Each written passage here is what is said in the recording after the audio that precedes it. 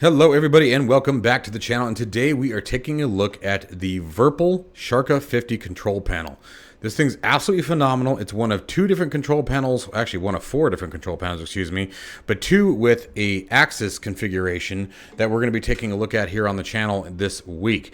This one is, again, the legacy version, and we're going to be taking a look at this first. Again, this is the Sharka 50. Let's go ahead and get into the video. We've got some very, very minor assembly that I'll show you guys real quick, and then we'll get into the details of this particular item. It is absolutely fantastic, and I can't wait for you guys to find out why. If you are interested in acquiring any of my Overkill's tutorial guides for Microsoft Flight Simulator, or simply interested in supporting the channel, please consider joining us on Patreon. Patreon subscribers level tier 2 and above have access to all of my guides, as well as any future releases that come down the road. Patreon link can be found in the description below. Overkill simulations, watch us as we fly.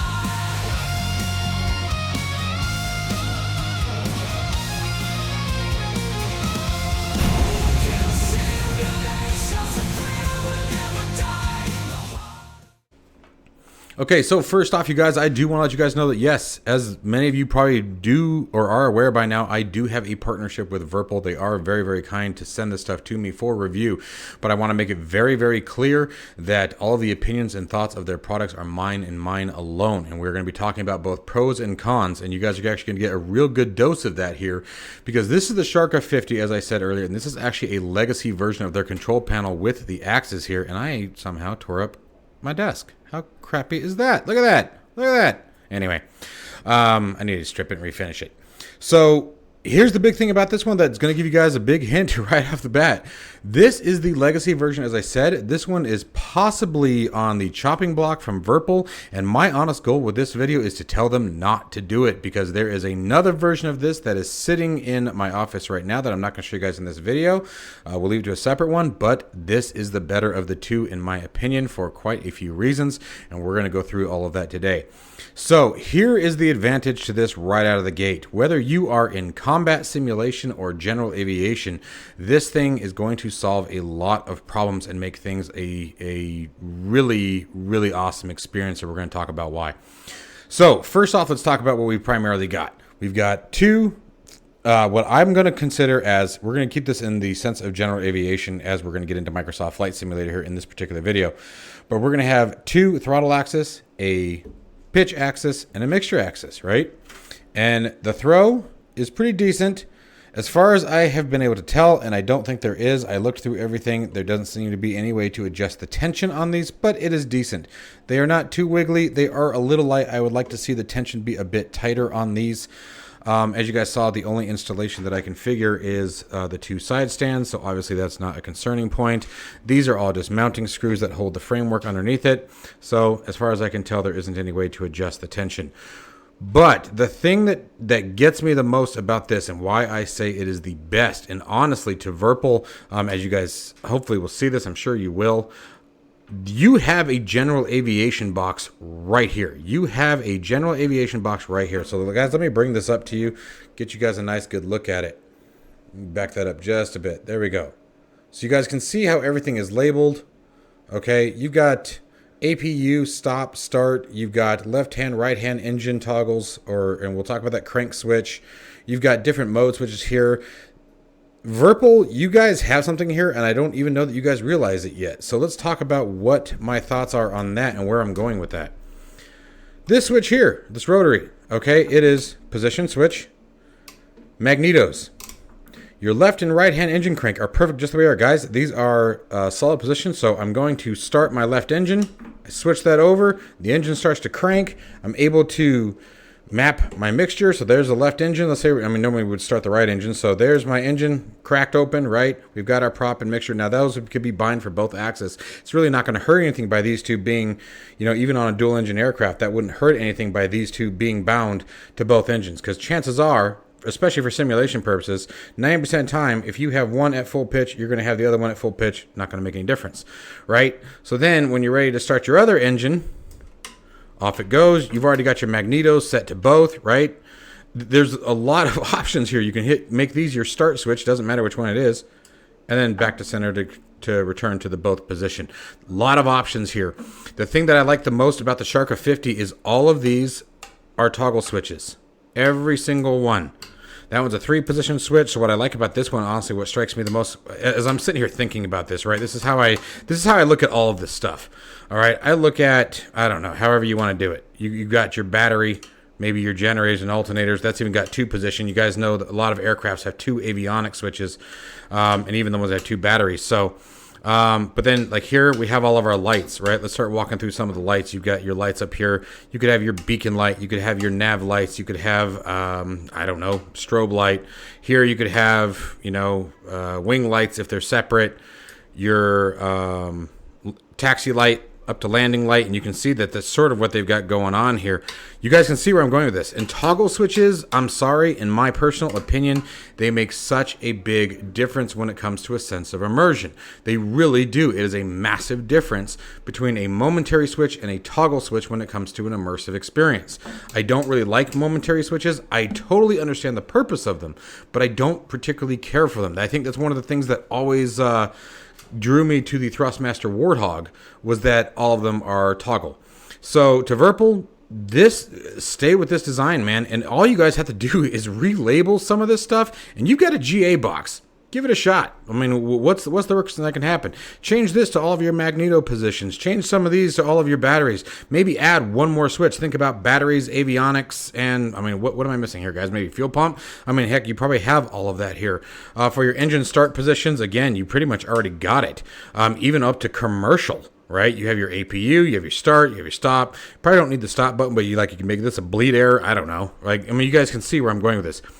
Cool thing about these rotaries for I'm thinking radio frequencies, right? So one of the cool things you can do, especially in things like SPAD.next, is you can tune it, and when I just turn it, it will turn the outer knob, I don't know, that's called nav1, right? Let's say we're adjusting our nav radio.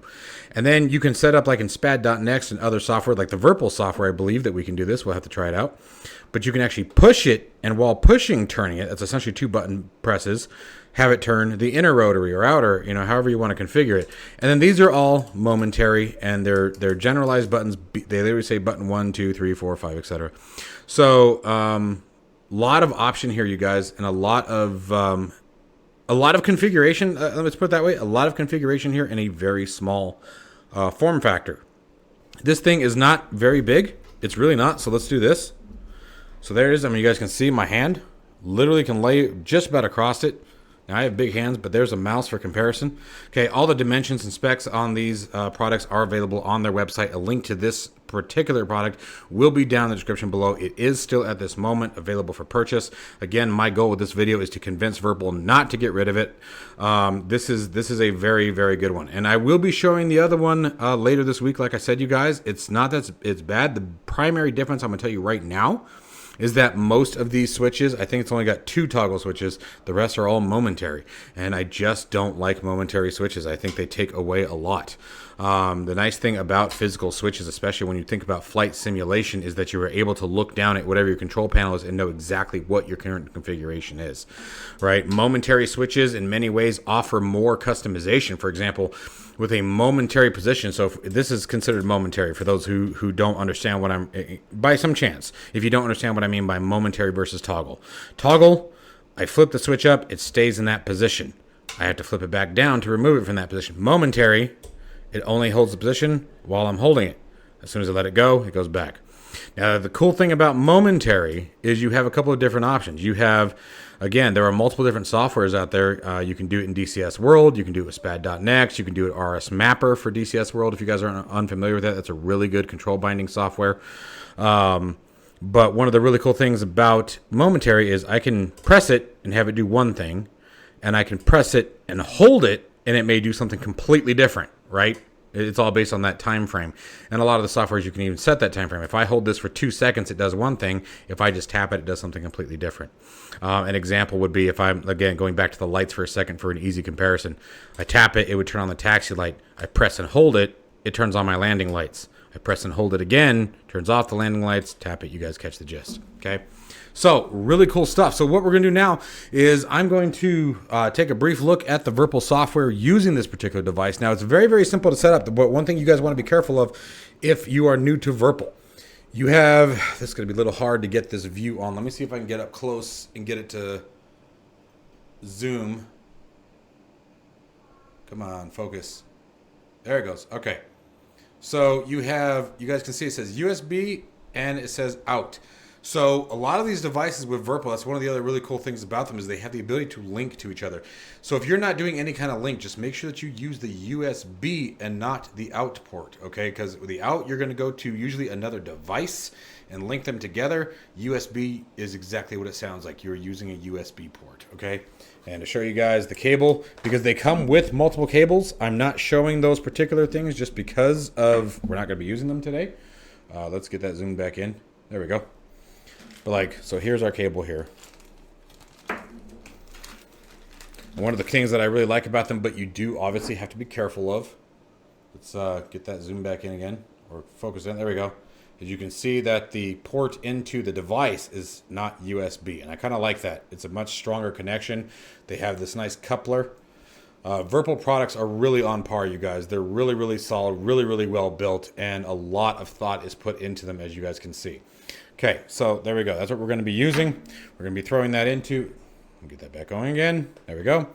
We're going to be throwing it into a USB hub, getting it plugged in. We're going to get Microsoft Flight Simulator spun up. I'm going to look very briefly, and I will show you guys the Virpil software, see if there's any kind of configuration, calibration, things like that. We will make sure that the axes are nice and calibrated and everything's ready to roll.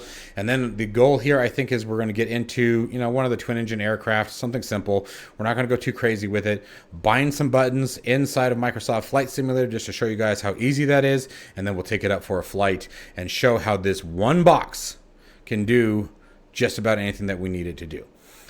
This is really slick, and we've got a ton of stuff from Virpil, you guys, that I'm going to be showcasing here on the channel this week that are also going to complement this device extremely well. So here's how I'm going to be doing this, you guys. Just one more tip is we're going to be doing this in Microsoft Flight Simulator, and then I'm going to also be doing separate videos for DCS World, because I feel like the two should not be combined. There's too much comparison, but if you are DCS World pilots, watch this video as well. If you're Microsoft Flight Simulator pilots, you're going to want to watch the DCS videos as well, so that way you guys can see how everything really does come together and how you can very easily use combat products for GA and vice versa and still have a great time with them. It's really not that hard to make a combined cockpit. So anyway, let's get moving. All right, guys, so now we are in the sim, and I've thrown a brief profile together just for starting up the Baron G58 here. It's the default. I'm using the default for a reason. I want to make sure that it's an aircraft that everybody has. Now, one of the things that I'm not using that's default is I'm using SPAD.next. By the way, I had someone comment in one of my videos the other day saying SPAD.next is irrelevant now, that Microsoft Flight Simulator, you can do everything inside of it that you can do inside the... Like, no, you can't. Show me inside of Microsoft Flight Simulator where you can bind LVARs and create scripts and do both release and hold and long shorts and hold. Yeah, don't. Okay, so I use SPAD.next, and I know that there's a lot of opinions on SPAD.next and their customer service. When it comes to their customer service and their support, I agree. There's a couple of them that are not particularly friendly people. But when it comes to the software itself, and that's what I'm after, the software is absolutely fabulous. So what we're going to do here is we're going to do just a quick startup of the Baron G58. I'm going to show you guys just something I've thrown together here real quick, and how truly incredible this one little panel is and how many problems it solves with one box.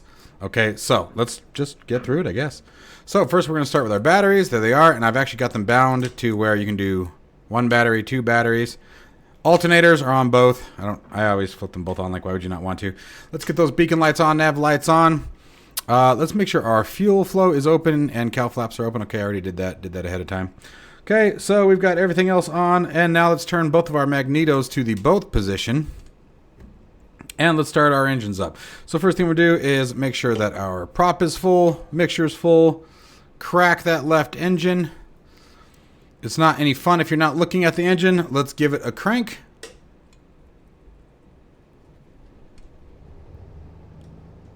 Good engine start on one. I know usually we start the right engine first, but hey, we're going to do that right now, right? Crack that right engine open.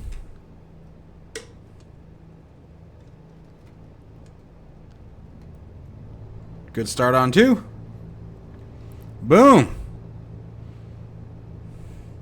And down here, all I've bound so far, let's see what we got. So we have our taxi light. We have our landing lights. strobe light if you need it. And then here, I was probably going to do landing gear. I haven't done this one yet. Avionics master.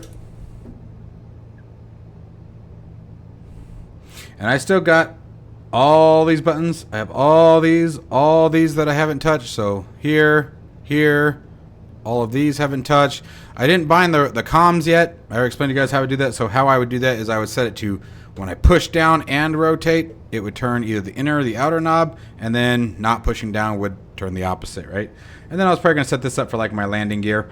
The idea here is I'm just showcasing the control itself, so I didn't really feel a need to set everything up. We're not going to go for a flight. It's more of just demoing. So it's got nice tension.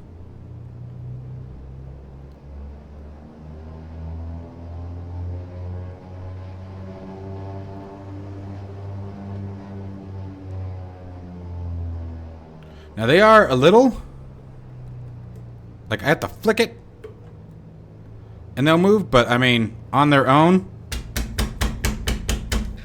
doesn't move. My mouse did. And then like, wow, I'm gonna try that one again. This switch here, by the way, I set for my panel lights, just in case we're doing a night flight.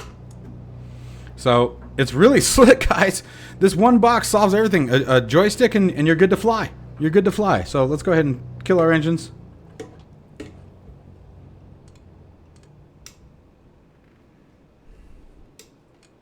we go.